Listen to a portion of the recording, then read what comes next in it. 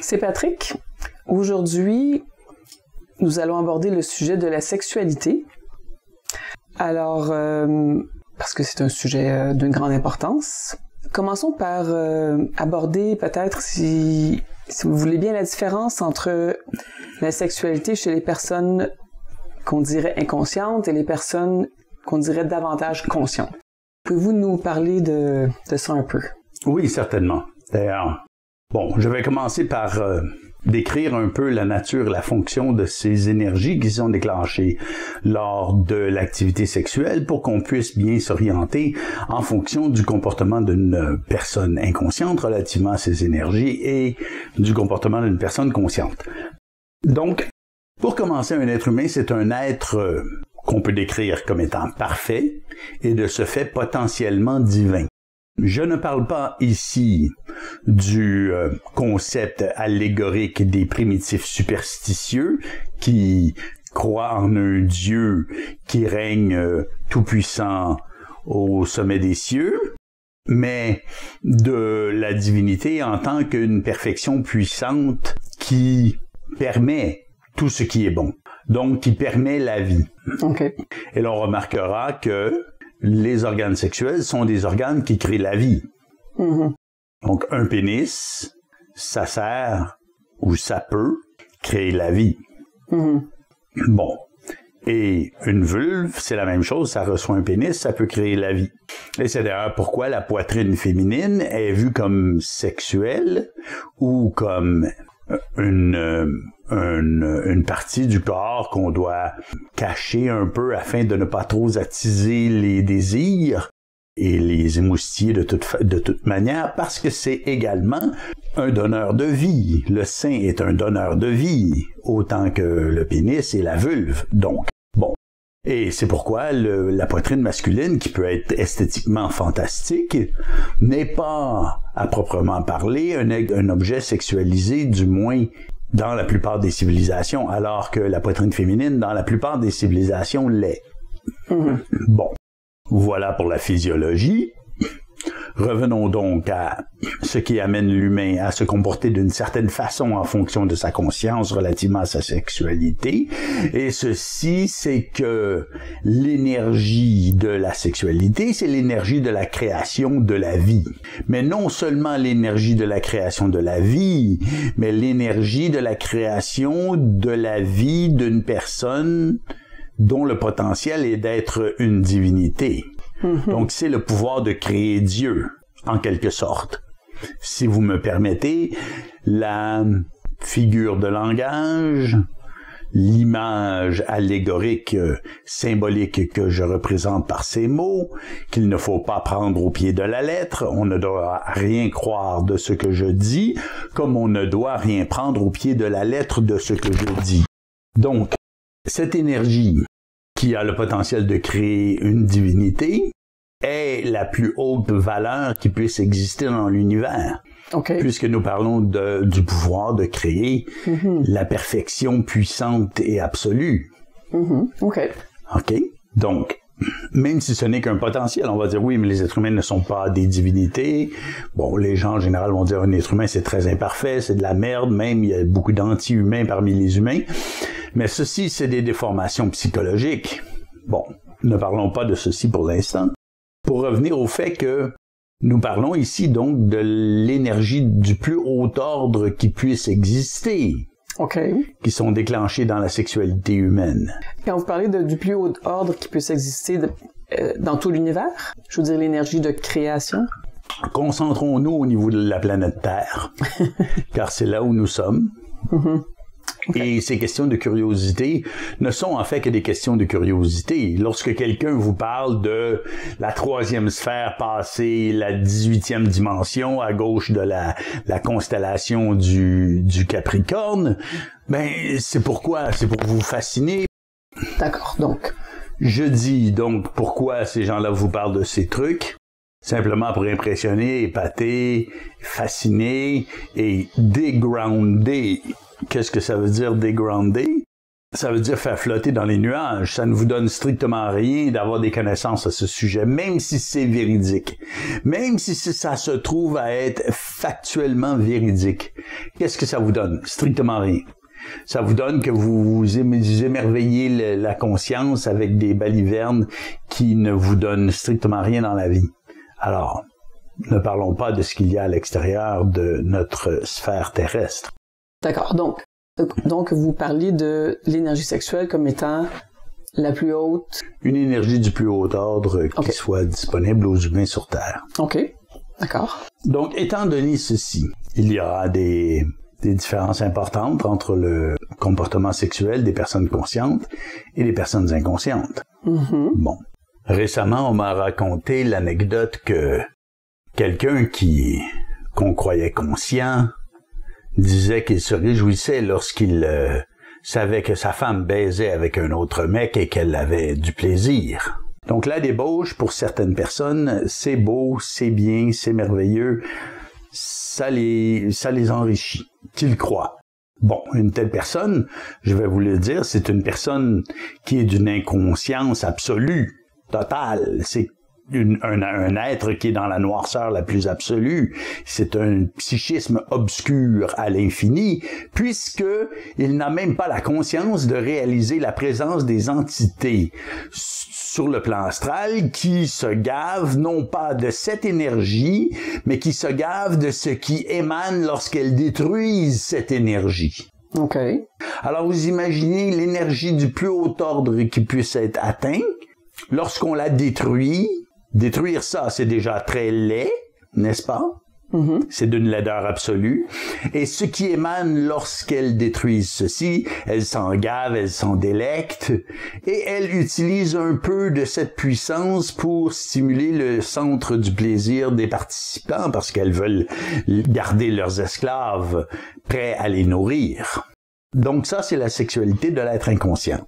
OK, là, vous avez parlé d'un cas particulier, mais je comprends que vous pointez du doigt un peu la débauche, dans un certain sens. Il y a une certaine perversion de cette énergie sexuelle, de l'énergie de création, pardon. Bon, voilà. Donc, qu'on parle de débauche, de libertinage, ou même de sexualité, permissive, mm-hmm. Il est vrai qu'il n'y a aucune réalité objective derrière les concepts de moralité. Mm-hmm. Ils sont créés pour guider le psychisme de l'être inconscient vers un comportement qui va moins lui nuire, qui sera moins nuisible. Mm-hmm. Bon. Donc, il est vrai que la moralité comme telle n'a aucune base dans les lois du cosmos. Mm-hmm. Par contre, ce qu'elle a, c'est qu'elle est la représentation d'une certaine sagesse qu'un être inconscient peut appliquer à sa vie et correspondre avec certains aspects de ses lois. OK. Donc, c'est un peu imiter une pantomime de quelqu'un qui serait intelligent ou conscient. OK. OK? Donc, la moralité, ça sert à ça. Ça sert à imiter le comportement d'un être qui serait conscient et qui verrait que gaspiller cette énergie pour nourrir des entités qui font de lui un esclave, ce n'est pas intelligent. OK. Mm-hmm. Bon. Alors, c'est un être conscient, un être intelligent, un être qui comprend un peu comment ceci fonctionne. Son énergie sexuelle servira toujours, ne sera déclenchée que lorsque son pénis est dans un vagin, que ce soit afin de créer une nouvelle personne ou de régénérer les psychismes et les corps des deux participants. Ils auront, ou ils ont, s'il y a des êtres conscients sur Terre, ce qu'ils font, c'est qu'ils chassent les entités de leur psychisme en faisant ceci, de façon que cette énergie leur bénéficie à eux seulement. Mais pour ça, il faut y avoir un peu de conscience. Donc, si quelqu'un se réjouit de la débauche, c'est un être absolument inconscient, c'est un esclave des forces, et souvent les esclaves des forces peuvent être bonifiés, peuvent avoir leur vie bonifiée par ces forces de l'esclavage, parce que un bon esclave de ces forces, il répand une influence qui entraîne les autres à également devenir des esclaves de ces forces. Mm-hmm. Donc, évidemment, si quelqu'un fait un bon travail d'amener d'autres personnes à devenir des esclaves de ses forces, ben à ce moment-là, il peut avoir sa vie bonifiée, avoir même un peu d'informations qui lui vient par voie médiumnique et sembler quelqu'un qui a quelque chose à dire. Quelqu'un qu'on pourrait écouter, quelqu'un qui pourrait peut-être même être influent. Mais pas parce qu'il est intelligent ou conscient, mais parce que justement, il est l'apôtre et le valet de ces forces sombres qui visent seulement à drainer l'humain. Bon, un autre aspect de la sexualité, vu par l'œil de la conscience, c'est que lors de l'acte sexuel, les âmes se mélangent, s'unissent et deviennent plus ou moins une, et le karma des deux personnes également se mélange et devient plus ou moins un, et leurs énergies, donc sexuelles, de création de la vie, s'unissent et deviennent également plus ou moins un. OK. Donc ceci, c'est intéressant, parce que c'est intéressant dans le sens où il faut savoir ce qu'on fait. Êtes-vous en train de dire que l'énergie, que le karma carrément des deux personnes s'entremêle? Oui, précisément. Il y a un type de contamination qui se passe? Précisément, oui. Exactement. Donc, vraiment, c'est dire que lorsqu'on a une relation sexuelle avec quelqu'un d'autre, on emprunte ou on se retrouve à s'approprier une partie de son karma. Oui. OK. Bon, alors... C'est quelque chose. Mais c'est important. C'est d'ailleurs pourquoi, dans l'inconscience, on avait le mariage. Le mariage, c'était pour la vie. Parce qu'il y avait des gens qui étaient suffisamment sages un jour, qui ont vu que l'humain ne pourrait jamais évoluer s'il vivait dans la débauche. Alors, ils ont fait des règles de monogamie et qui ont créé, vous remarquerez que les sociétés monogames, ce sont les sociétés les plus avancées dans le monde. Ce sont les sociétés où tout le monde veut venir habiter et vivre. OK. Certes, le mariage a assuré une certaine stabilité, on peut certainement pas dire le contraire, là. C'est ça. Mais, donc, il y a au niveau psychique et énergétique ces phénomènes. Bon, évidemment, une personne qui couche une fois avec une autre personne ne va pas hériter de tout son karma au complet pour le restant de sa vie. Et ce mélange est partiel, ce mélange peut s'estomper avec le temps. Bon, il y a beaucoup de conditions modifiantes. OK. Cependant, ce qu'il faut remarquer, c'est que si une personne copule avec une autre, et ensuite copule avec une autre, et ensuite avec une autre, et ensuite avec une autre, supposons, disons, dans un mois, elle copule avec 10 personnes. Ben, elle va avoir entremêlé ses énergies psychiques dans le karma de ces 10 personnes. Ces 10 personnes vont avoir entremêlé leurs énergies psychiques dans son karma à elle. Et ils auront mêlé leur karma à 10, tous ensemble. OK. Ensuite, on pourra se demander, mais pourquoi ma vie n'avance pas? Pourquoi je semble embourbé? Pourquoi j'ai de la difficulté à me trouver une direction? OK, donc l'effet d'avoir, par exemple, ce type de comportement, d'avoir, on va appeler ça de la promiscuité, ou même, non, je ne veux pas nécessairement qualifier, mais d'avoir plusieurs partenaires sexuels.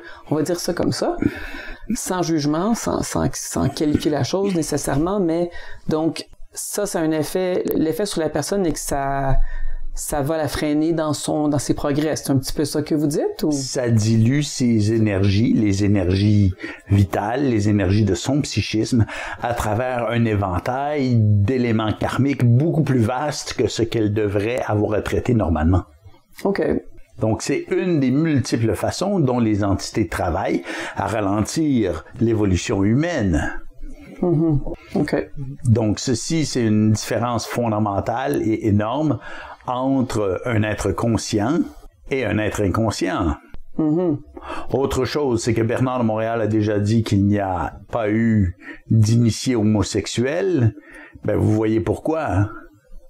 Un initié, c'est quelqu'un d'intelligent ou de conscient. Il ne va pas utiliser ses énergies de création de la vie pour créer de la mort ou pour les gaspiller. Oui, bon. Alors, il ne peut pas être homosexuel. C'est simple. OK. Ça déplaît à beaucoup de gens. Donc, je veux dire ceci, il y a des gens ça va leur déplaire. Mais les lois cosmiques ne sont pas faites pour plaire à l'humain. Mm-hmm. Elles sont ce qu'elles sont et c'est tout. OK. Mais là, ce que vous dites, ça remet quand même en question beaucoup de choses. Puis ça amène beaucoup de questions par rapport à comment on vit notre sexualité sur la Terre en ce moment. Mettons, je veux dire, on pourrait presque se sentir coupable d'avoir des relations sexuelles si on a eu plus qu'un partenaire dans notre vie. Il n'y a pas raison ou lieu de se sentir coupable d'avoir fait ceci. On doit réaliser qu'on s'est alourdi en faisant ceci. Mm-hmm. Tout simplement, et réaliser que si nous vivons un certain alourdissement de nos conditions de vie et de nos expériences d'être incarné, mais que on peut regarder là. Mm-hmm. Donc, le problème de l'inconscience, c'est qu'on ne sait pas ces choses et on le fait et on continue à le faire et on le fait et on le fait et on le fait. Il y a des gens qui vont avoir 100 partenaires par année à chaque année pendant 20 ans. Mm-hmm. Alors, et on va regarder ces gens et en général, on va trouver qu'elles stagnent. Bon, on n'est pas obligé de trouver qu'elles stagnent parce que souvent, ça peut être des personnes qui vont gagner de l'argent, comme par exemple les stars de la porno, et qui vont donc sembler avoir une vie amusante jusqu'à ce qu'on les retrouve mortes au fond d'un bain en surdose de drogue. Parce que leur vie était tellement amusante qu'ils avaient besoin de se droguer jusqu'à la mort. OK. Donc, j'ai quelques questions. Une question, c'est, est-ce que vous dites, c'est que, dans le fond, la sexualité dans sa forme la plus pure, je vais dire ça comme ça, ne devrait être vécue que soit pour créer la vie ou, comme vous disiez tout à l'heure, dans un but de régénérer les énergies des corps, mais ça, en tout cas, je sais pas nécessairement si c'est accessible à bien des gens, là. Ça ne l'est pas. Je parlais de la sexualité d'être conscient. Donc, il n'y en a, pour ainsi dire, pas sur Terre. Mm-hmm. Donc, parce qu'il y a des gens qui se réclament d'être conscients. Mais moi, je vous dis une chose. Si un être dit être conscient, méfiez-vous. Mm-hmm. Méfiez-vous. Je ne dis pas que c'est de la merde, parce que j'ai déjà dit que j'étais conscient. Du moins un peu. Alors, je peux pas dire que c'est toujours de la merde, mais ce que je peux dire, c'est méfiez-vous, parce que là, j'ai rencontré énormément de gens qui disent qu'ils parlent à leur esprit et même à leur double, alors qu'ils parlent avec des entités, c'est clair. Mais bon, c'est facile de dire, moi je suis fusionné, je parle avec mon double, je sais tout. Bon, blabla, je vais vous expliquer les choses, je vais parler. Bon, c'est facile à dire, mais que ça soit réel, c'est autre chose. Bon, quant à la sexualité, donc si on parle d'être conscient, ben il y en a à peu près pas. Donc, les êtres conscients vivraient leur sexualité ainsi. Des êtres en progression de conscience, comme j'aime à dire, vont toujours avoir l'activité sexuelle comme extension de leur affection et de leur amour l'un pour l'autre, d'une façon monogame et continue et répétitive. Donc, elles sont pendant de longues périodes avec la même personne et elles s'offrent jusqu'à la totalité de leurs énergies, jusqu'à cette énergie de création de la divinité, l'une à l'autre. Donc, ceci, c'est beau. Ceci, c'est magnifique, et ceci mène à cette sexualité qui régénère éventuellement les cellules de chacun. Lorsque le canal est plus épuré et que ces énergies peuvent mieux circuler. Et en début de conscience, on va écarter les entités de nos âmes lorsque les êtres vont faire ceci, et ils vont tirer beaucoup plus de bénéfices de cette activité. OK. Donc, c'est déjà une approche que les gens peuvent considérer, si on peut dire. Pour ça, il faut qu'ils soient capables de chasser les entités de leur psychisme. Okay. Donc, c'est déjà un pouvoir qui n'est pas à tout le monde. Il y a un très petit nombre de gens qui ont ce pouvoir, mais c'est un pouvoir qui existe, qui est atteignable, et que, pour faire de la pub, Science, la révolution de l'esprit permet d'atteindre. OK. Mais à tout le moins, on peut dire que si on peut exercer une certaine vigilance, disons, dans la relation avec l'autre personne pour veiller à ne pas trop être envahi ou durant l'acte oui. ou tout ça, à être vraiment le plus possible présent avec l'autre personne. Présent l'un à l'autre dans cette union, ouais. car il s'agit bel et bien d'une union, non pas simplement physique, mais au niveau de l'âme et au niveau des énergies. Et c'est là que l'inconscience blesse. Mm-hmm. Bon, c'est une des places où l'inconscience blesse, parce que ça blesse partout, mais bon. Mm-hmm. La sexualité dans notre société particulièrement est très, très utilisée dans les médias, au cinéma, à la télévision, etc., pour fasciner, pour attiser la curiosité, etc. Même, il y a des gens qui deviennent même accros, au sexe en tant que tel, aux relations sexuelles, à la porno, etc., etc. Bon. J'imagine que ça c'est en lien avec le rôle de l'astral dans tout ça. C'est par rapport à mousser cette curiosité, cette attirance pour la sexualité, tout ça. Oui, bien sûr. Pouvez-vous parler de ça un peu? Jusqu'à quel point peut-on se réjouir d'être un esclave? Parce que c'est ce dont il s'agit. C'est-à-dire que dès que la sexualité ne correspond pas aux idéaux que nous venons de dénoncer, il y a interférence d'une entité. Parce que les entités appartiennent au monde de la mort. Et qu'est-ce que le monde de la mort? C'est l'antivie, par définition. Et étant l'antivie, ils veulent détruire la vie. Et c'est ce qu'elles font lorsque on orgasme d'une façon purement hédonistique. Est-ce que ça se dit en français? Je crois que oui. Et donc, hédoniste, c'est ça. Lorsqu'on a l'orgasme de façon purement hédoniste, il y a toujours une entité donc qui se gave de ce qui émane de cette énergie lorsqu'elle est détruite. Et il faut le réaliser, détruire l'énergie la plus belle et la plus magnifique qui existe, c'est déjà un geste d'une grande laideur. Et ensuite de s'en gaver goulûment comme une espèce d'ogre, c'est vraiment dégueulasse. OK. Mais là, vous parlez de destruction de cette énergie-là. Oui. Qui l'a détruit, cette énergie-là? L'humain qui... L'entité. Les entités du plan astral. Mm-hmm. Donc, qui appartiennent au monde de la mort, collent à l'âme humaine, collent des formes dans l'âme humaine et vont utiliser donc ces formes pour intercepter cette énergie. Mm-hmm. Okay. Et la détruire et se gaver de la chaleur que ça dégage. Mm-hmm. Une espèce de chaleur vitale sur le plan de la mort, sur un plan mort, un plan qui détruit la vie. C'est le monde de la mort, ça détruit la vie, littéralement. Et donc, dès qu'elle touche à cette énergie, elle détruit cette énergie et il en émane une certaine chaleur dont elles se gavent et qu'elles utilisent pour stimuler les centres du plaisir. Donc, la sexualité intelligente et créative ne tourne pas autour du plaisir de l'orgasme. OK. Donc, ce plaisir de l'orgasme n'est pas un élément.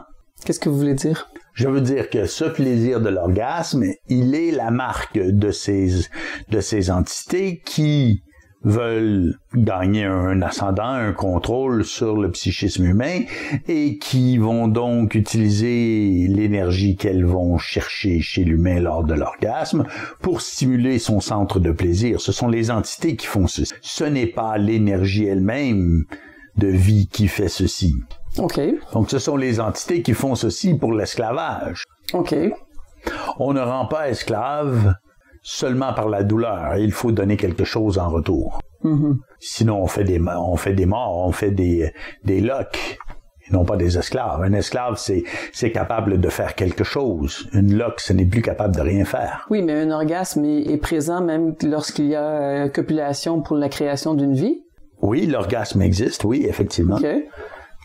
Donc, cette énergie sert à créer la vie et ne sert pas à créer ce plaisir.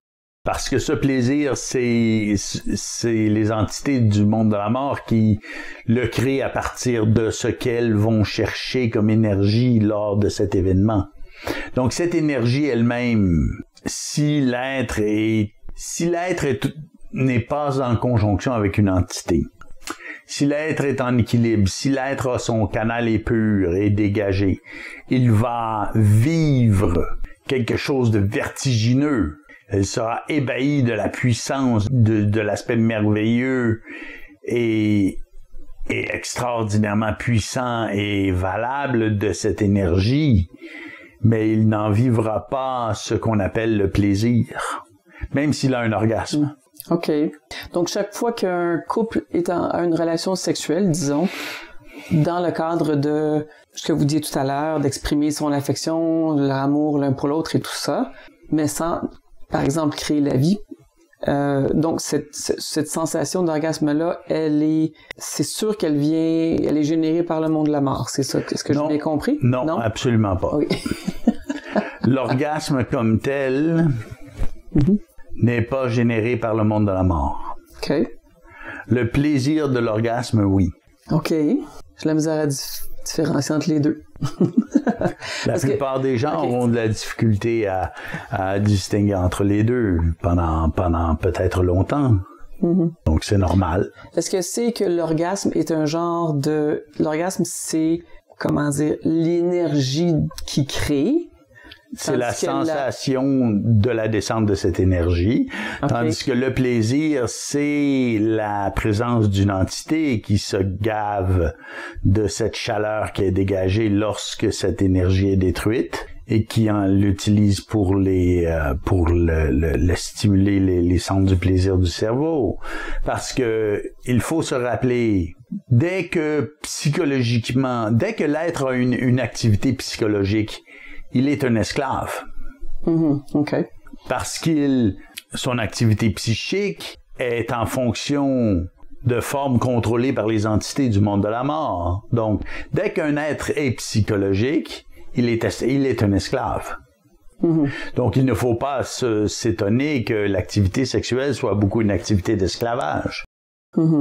Occulte, dans les meilleurs cas. Ouais. Mais une activité d'esclavage quand même. Bon, évidemment, dans les cas de débauche, c'est de l'esclavage qui devient très visible. Même des gens utilisent des jeux d'esclavage pour aller avec leur sexualité. Mais bon, ça, c'est une autre affaire. Mais comment, à ce moment-là, j'essaie de voir comment concilier la sexualité dans un couple, disons, qui est ensemble pour le long terme, qui a une relation solide, etc., et ce que vous dites par rapport au plaisir de l'orgasme. Alors, chaque fois que ce couple-là a une relation sexuelle qui mène à l'orgasme, qui procure des sensations de plaisir, c'est toujours la mort qui se régale en parallèle. Oui.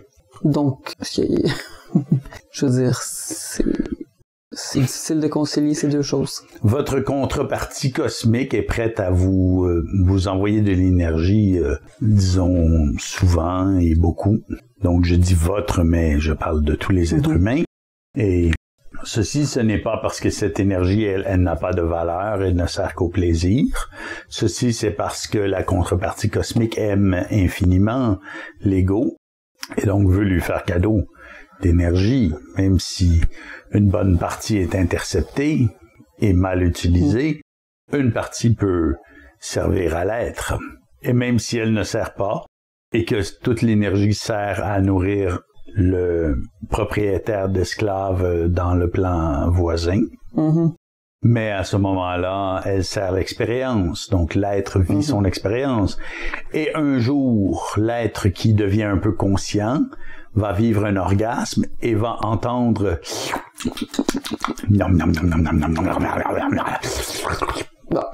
quelque chose comme ça. Non pas dans ses oreilles, mais dans son psychisme. Parce qu'il commencera à dévoiler le jeu. Et oui, c'est tout à fait immonde, c'est abject. Et c'est là qu'il prendra conscience que sa sexualité, donc, c'est un outil de création qui sert à la destruction de son évolution en général. Okay. Donc, ceci, c'est quelque peu grave. Et c'est quelque chose qui doit s'arrêter si un être doit un jour connaître l'évolution. Donc, on ne doit pas se surprendre qu'un être qui est dans la débauche n'avance pas beaucoup en évolution. Parce que son énergie, elle sert simplement à nourrir et illuminer des formes qui servent à un karma qui est enflé d'une manière complètement grotesque et démesurée parce qu'il a accumulé le karma de centaines. Vous voyez, s'il a eu 10 partenaires et que ses partenaires ont eu 10 partenaires qui ont eu 10 partenaires, il épaule le karma de 10 000 personnes avec son énergie qui est diluée dans ses formes. Alors, tous sont liés à travers un filet comme ça, collectif, et on ne bouge pas, on ne peut pas bouger, on ne peut pas avancer parce que l'énergie est trop diluée. Il y a aussi le sujet de la masturbation. Oui. Bon, d'après ce que vous dites, donc c'est évidemment aussi un geste qui nourrit la mort ou non? L'orgasme. Ouais, ok. Ouais. Donc, l'on peut avoir recours à l'énergie sexuelle chez l'homme comme chez la femme, en couple ou seul. Donc, d'avoir une activité sexuelle qui ne mène pas à l'orgasme, qui est donc ce qu'on dirait partiel, et qui permet occasionnellement, donc, si l'être est un canal très épuré, s'il est très équilibré, de communiquer avec son esprit. Son esprit va lui parler. OK. Lorsque il s'approchera un peu de l'orgasme, son esprit pourra lui parler d'une façon presque audible et ce sera immanquable. Et donc, à ce moment, qu'il recule, une fois qu'il a eu sa communication, et il ne deviendra pas un esclave pour des forces de la mort. Et quelquefois, son esprit pourra lui dire « c'est pour toi ». C'est-à-dire que cet orgasme va te servir. À ce moment-là, il pourra se donner l'orgasme et il ne sera pas un esclave des forces de la mort, mais il verra aussi que son plaisir n'est pas comme d'habitude. OK. Que sa sensation ne sera pas comme d'habitude. Il vivra une sensation vertigineuse d'une puissance et d'une valeur inouïe, mais ne vivra pas ce plaisir morbide, qu'on ne croirait pas morbide, mais qu'on verra un jour en devenant conscient qui est morbide. OK. Devrions-nous aborder le sujet de la pornographie? Si vous voulez, mais... Non, je tiens pas. Non, mais pour les gens qui veulent le savoir, mais la pornographie, c'est la glorification de cet esclavage de l'humain, de cette activité morbide, l'élévation de cette activité morbide en une espèce de culture et une espèce d'œuvre d'art qui en est tout le contraire. OK. Donc, on pourrait faire des films où les gens défèquent et ça serait mieux que ces films-là. Y a-t-il un but, entre guillemets, de la sexualité dans le cadre de l'involution et aussi dans le cadre de l'évolution? Donc, la sexualité a-t-elle un but particulier dans l'expérience humaine? Question très intéressante. Donc, dans l'involution ou dans de très longues périodes de l'involution, on a dit à l'humain, tu dois demeurer vierge, te marier pour la vie, et lorsque tu es marié pour la vie, perdre ta virginité et tu seras bien. Et ceci, il y a une sagesse qui reflète quelque peu l'intelligence dedans. Donc ceci, c'était la meilleure sexualité possible durant l'involution, c'était celle-ci.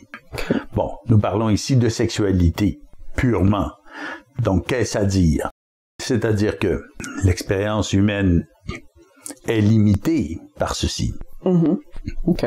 Donc, l'évolution comme telle peut se faire peut-être moins rapidement que lorsque l'expérience humaine n'est pas limitée par ces règles. OK. Mais, d'un autre côté, il en résulte des structures sociales stables. Okay. Ce qui est très important pour l'évolution humaine, parce que si on regarde dans la période antique, il y a eu, par exemple, il y a eu des peuples. Donc, dans l'Antiquité, il y a eu des peuples qui étaient absolument débauchés et ils ont connu l'implosion de leur société. parce qu'il n'y a plus de structure ou de structure sociale qui supporte la société en tant que telle. Donc, tout ceci devient une déchéance pure et l'humain devient un animal absolu. Donc, ceci, ce n'est pas intelligent. Donc, lorsque l'humain, donc, est inconscient, il doit avoir à la place des règles de moralité. Et si on n'a plus les règles de moralité, il se produit un peu ce qu'on a aujourd'hui, du moins pour certaines personnes, qui sont, si on regarde dans certains pays, le vol à l'étalage est devenu un mode de vie, le squatting dans les maisons devient un mode de vie, et la débauche sexuelle devient un mode de vie, la drogue jusqu'à dormir le jour et la nuit en plein milieu de la rue devient un mode de vie. Donc, qu'est-ce à dire? C'est la même déchéance qu'on avait déjà vue auparavant. Bon, il y a un petit groupe d'humains qui s'éveille dans cette déchéance et qui dit, mais je n'en veux pas, je ne participe pas à ceci, et ce sont des êtres qui ont le potentiel de peut-être devenir conscients. Bon, donc dans l'évolution, l'énergie sexuelle servait à conserver certaines structures dans la société et un certain ordre dans une société, et c'était très bien. Et dans l'évolution, elle permet à l'humain d'agrandir son psychisme, d'agrandir sa vie.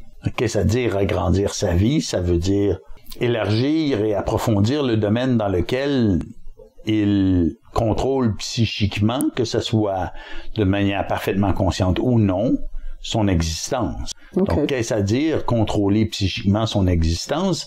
Ça veut dire que les événements correspondent au psychisme de l'être, même si il n'est pas conscient. Donc, son esprit peut très bien décider de trucs qui lui sont ultimement favorables, qui lui sont peut-être difficiles à court terme à vivre et à supporter, mais qui, ultimement, vont lui bénéficier dans son évolution. Donc, c'est ainsi que la sexualité sert dans l'évolution. Elle ne sert pas nécessairement à être déclenchée 4 fois par jour, comme certains le font dans l'involution et la débauche, mais elle sert quand même. Souvent, elle peut être retenue, cette énergie sexuelle, donc ne pas descendre dans l'ego pendant de relativement longues périodes, des années, afin que le psychisme de l'ego ne soit pas trop entaché des entités qui voudraient se nourrir de ceci, et qu'il, en même temps, cherche à combler un peu ce vide. Mais non pas par la sexualité, pour des raisons d'évolution et de conscience. Et donc, il cherche à combler ce vide qui n'est pas nécessairement sexuel à ce moment-là. Il prend une autre forme, parce que l'activité sexuelle n'est pas requise pour le psychisme humain. Les enfants n'en ont pas d'activité sexuelle, ils sont très bien. Ils sont très bien. Donc, ce n'est pas requis. Bon. Donc, qu'est-ce qui se passe? C'est que si cette énergie elle est retenue pendant quelquefois une décennie ou plus, mais à ce moment-là, le psychisme subit un certain manque, un certain vide, un certain flou, et il cherche à le compenser, à le remplir, à développer quelque chose pour remplacer ce don d'énergie des sphères.